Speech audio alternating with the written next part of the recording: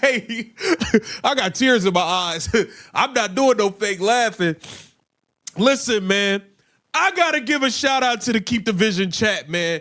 Y'all have been telling me for months the WNBA owners should send new CBA proposals offering less and less each time. Tears in his eyes. Not from joy, but from the absurdity of what just dropped. The WNBA owners just released their latest CBA proposal, and if you're a role player in this league, you need to understand something right now. The union leadership you trusted just negotiated you into a corner. While stars are about to become millionaires and rookies get protected contracts, there's an entire class of players about to take a massive pay cut, and the Angel Reese ratings disaster that just happened, that gave ownership exactly the ammunition they needed. Man, that was funny. Angel Reese, unrivaled debut versus the High, brought in 130,000 viewers. Now, the real number that you pay attention to is right here. It was 40,000 viewers, okay? In that age group of people you want to attract and people that you keep watching, not people that turn away from it and all that stuff. 40,000 views, not good. Not good. So you guys have marketed Paige Beckers. Let's talk about what just happened with Unrivaled, because this matters more than you think. Angel Reese's big return, the moment that was supposed to prove the WNBA has multiple stars who can draw audiences, pulled in 40,000 viewers in the key demographic. Not total viewers, 40,000 in the age group that actually matters to advertisers. Paige Bueggers, marketed as the next big thing, did 30,000 viewers. Meanwhile, anything Caitlin Clark touches pulls millions. Every time another player gets hyped up and falls flat in the ratings, it strengthens ownership's negotiating position. Because now they can walk into that room and say, prove to us you're worth what you're asking for. She got the article posted up and all that, or you can go on Front Office Sports, get that good old subscription. Here it says, inside the WNBA's proposed new economic system. Now peep this, a bigger share for stars, less for middle class. I guess you big names and you vets got what you wanted. The stars, y'all gonna get more money, and everybody else is gonna make less. Everybody else is about to make less. Now, the rookies gonna make their money. The stars are gonna make their money. If you are a role player, you're screwed. That's what the Front Office Sports reporter Annie Costabillo broke down the numbers, and they're stunning. The new proposal includes a supermax salary of $1.13 million, which sounds great until you realize that's 20% of the entire salary cap. One player eats up a fifth of your team's money.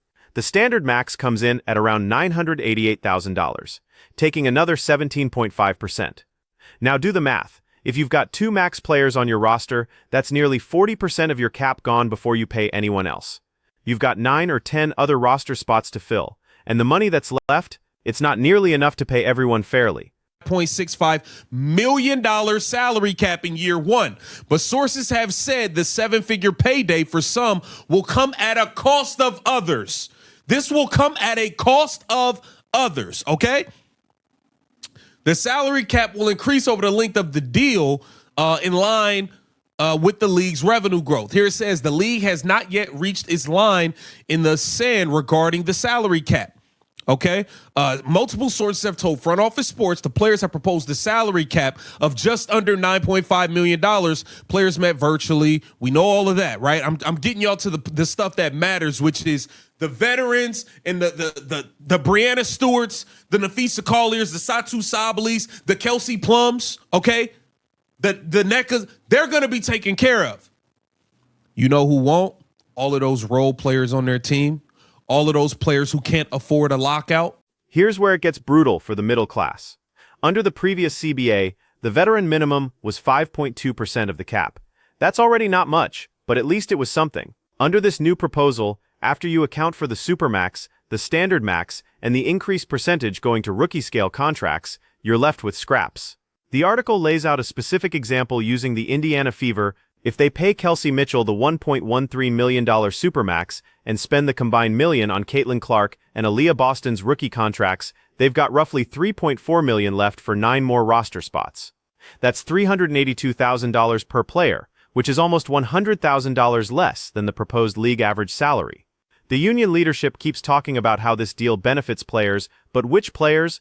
Because if you're a veteran role player who's been in this league for 5 or 6 years, grinding it out, providing depth and experience, you just got sacrificed so the stars could get their $1 million contracts. On, and you got 10, 11 other people that got to get paid. It ain't that much. All right. Make sure you follow it. Make sure you follow me on this walk. The Supermax would account for 20% of the salary, and the Standard Max would roughly and the Standard Max roughly 988,750, 988,000, whatever, would take up to 17.5%. Unlike the current CBA, players would not be eligible to earn the Supermax through a sign and trade deal. The Supermax in 2025 was 249,000. The Standard was 214. Here it says the average league salary. Okay, the average. Look at the Las Vegas Aces situation. They've got multiple max-level players on that roster. Under this structure, building a championship team becomes almost impossible without someone taking a massive discount. A Ja Wilson already took a pay cut under the old system, making less than the max to help the team build around her. But if the Supermax is 20% of the cap, that sacrifice becomes even more extreme. We're talking about $226,000 less per year compared to taking the full Supermax. And if a Ja won't take that cut, someone else on that roster has to, because the math simply doesn't work otherwise. This isn't just a Vegas problem. Every team with championship aspirations faces the same impossible choice. Pay your stars what they're worth and field a weak supporting cast, or convince your stars to take discounts so you can afford competent role players. And with or without discounts from star players, serious gymnastics would be required to build a competitive roster, right? And here we get to the part where these other players are going to take a major hit, okay? Here it says, in addition to the salary cap allotted to Supermax and Max players, the percentage going to rookie scale contracts will increase under the proposal, all right? This equates to 9.6% under the previous CBA. Last season, the minimum for players with less than 3 years of experience was 4.4% of the cap. The veteran minimum was 5.2% of the cap. Under the league's current proposal, that's a lot of, we'll need that. Okay, the proposed new CBA then squeezes it in at least 2 gaps. The league's middle class and GMs trying to build deep teams, right? The percentage going to rookie scale contracts is increasing to 9.6% under this proposal. That's up from 4.4% for players with less than 3 years of experience under the old CBA. So rookies are protected, stars are getting paid, and everyone in between is getting squeezed. The proposed new CBA creates 2 gaps, and both of them hurt the same group of players. First, it crushes the league's middle class, the veterans who aren't superstars but provide crucial depth and leadership. Second, it makes it nearly impossible for general managers to build deep teams, because after you pay your stars and your rookies, there's nothing left to retain quality veterans. Think about what this means for team building. You draft well, you develop young players, they become solid contributors, and then you can't afford to keep them because all your money is locked up in max contracts and rookie deals. The players who suffer most are the ones who can least afford a work stoppage, the ones who don't have overseas contracts or endorsement deals to fall back on. The more stark example is the Aces. Okay, so basically, with this deal, the stars are going to get paid, the rookies are going to get paid, the middle tier, the role players, y'all not getting nothing. Y'all taking a hit. Y'all taking a hit. The union's proposals have not included max and minimum salaries until this point. Instead, they are trying to reach an agreement on salary cap before agreeing to how it's split up among players. However, sources have said that the union would like to see a similar percentage that's been proposed by the league to go to max salaries. The union's proposals haven't included specific max and minimum salaries up to this point. Instead, they've been trying to reach an agreement on the salary cap first, then figure out how to split it up. But here's the problem. Sources are saying the union leadership actually likes the percentage that's been proposed by the league for max salaries, which means the Players Association, the organization that's supposed to represent all players equally, is apparently fine with a structure that benefits stars at the expense of role players. Who's at the negotiating table making these decisions? It's the Brianna Stewarts, the Nneka Ogwumaikas, the Kelsey Plums, the players who will benefit from this structure. Meanwhile, the middle-tier veterans who are about to take a pay cut, they don't have the same voice in those meetings. So these WNBA veterans and board leaders, that you guys are letting speak for you? Middle class players and all of that? Younger people let play. So let's connect all the dots here, because this is where everything comes together and the full picture becomes clear. The WNBA just came off a season where Caitlin Clark's arrival created unprecedented attention and revenue. Television ratings shattered records whenever she played. Attendance spiked in every arena she visited. Merchandise sales exploded. The league finally had mainstream relevance after decades of struggling for attention. And ownership looked at all of that and came to a very specific conclusion. This league has one transcendent star, not a dozen. That's why the unrivaled ratings matter so much. Every time the league or the media tries to manufacture another star, and that player fails to move the needle, it reinforces ownership's position. Angel Reese was supposed to be a draw. The marketing machine pushed her as Caitlin's rival, as someone who could command her own audience. Then her unrivaled debut does 40,000 viewers in the key demo, and ownership adds that data point to their presentation. Paige Buchers was supposed to be the next big thing, the player who could carry the league after Caitlin. She does 30,000 viewers, and ownership adds another data point. This is how negotiations work in professional sports. Ownership doesn't just throw out random numbers and hope players accept them. They build a case, they gather evidence, and they use that evidence to justify their position. And right now, the evidence says the WNBA's value is concentrated in a very small number of players, maybe 1 or 2 per team at most. So when they propose a salary structure where 20% of the cap goes to one player, they're not being arbitrary. They're saying the data shows that's where the value is. Now look at this from a role player's perspective. You've been in the league for 5 years, you're a solid defender, you can hit the open three, you know the system, you provide veteran leadership in the locker room. Under the old CBA, you were making around $115,000, which isn't great, but it's livable if you supplement with overseas play. Under this new proposal, teams have so little cap space left after paying their stars and rookies that your market value just collapsed. Maybe you're looking at $80,000 or $90,000 now, because teams literally don't have more money to offer you. And here's the cruel irony. You can't afford to hold out during a lockout. The stars can. Breanna Stewart has her overseas contracts, her Nike deal, her other endorsements. She can miss a season and be fine financially. You can't. You need that WNBA paycheck, modest as it is, to make your annual income work. So when the union leadership says they're fighting for all players, what they really mean is they're fighting for the players who have the leverage to fight. Everyone else is collateral damage. The union could have pushed for a more equitable distribution. They could have insisted on a higher veteran minimum, on protections for mid-tier players, on a salary structure that doesn't concentrate so much money at the top. But they didn't, because the people making those decisions are the ones who benefit from the current proposal.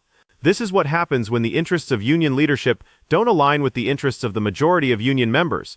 Think about the long-term implications here. If this CBA gets approved, it sets a precedent. It establishes that the WNBA is a star-driven league where most players are interchangeable parts, easily replaced by cheaper rookie contracts or minimum salary veterans. That might be an accurate assessment of market value, but it's a brutal reality for players who dedicated their careers to this league and expected the union to protect them.